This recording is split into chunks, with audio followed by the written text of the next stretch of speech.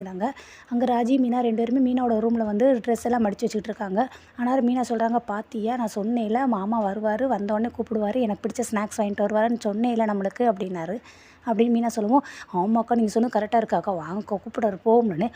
இன்னும் 2 தடவை கூப்பிடட்டும், நம்மளுக்கு காது கேட்கல, நல்லா திட்டினார்ல அதுக்கு பதிலா கூப்பிடட்டும் அப்படிங்கிறாங்க. "அக்கா பாவம்க்கா போவோம்க்கா" அப்படிங்கிறாங்க ராஜி.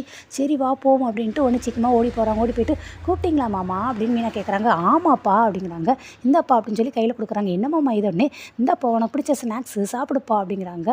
எல்லாரும் ஒருத்தவங்க பார்த்துட்டு, "என்னடா இது ஷாக்காக இருக்குது, அப்பாவே கவுத்துட்டாலே இவா" அப்படின்னு சொல்லி அங்கே வந்து மீனாவோட ஹஸ்பண்ட் செந்திலும் பார்த்து அவர் ரொம்ப ஷாக் ஆகுறாரு. "பாத்தியில எப்படி என் திறமையை" அப்படின்ட்டு மீனாவும் கண் சைக்கிளே கேட்குறாங்க. தங்கமயில பார்க்குறாங்க. "பார்த்தீங்களா மாமா எங்களுக்காக ஸ்நாக்ஸ் வாங்கிட்டு வந்திருக்காருல, நான் தான் சொன்னேன்ல ஸ்நாக்ஸ் வாங்கிட்டு வருவாருன்னு" அப்படின்ட்டு தங்கமயிலும் ஓகே சூப்பர் அப்படின்னு சொல்லி அவங்களும் சைக்கிளே காட்டுறாங்க.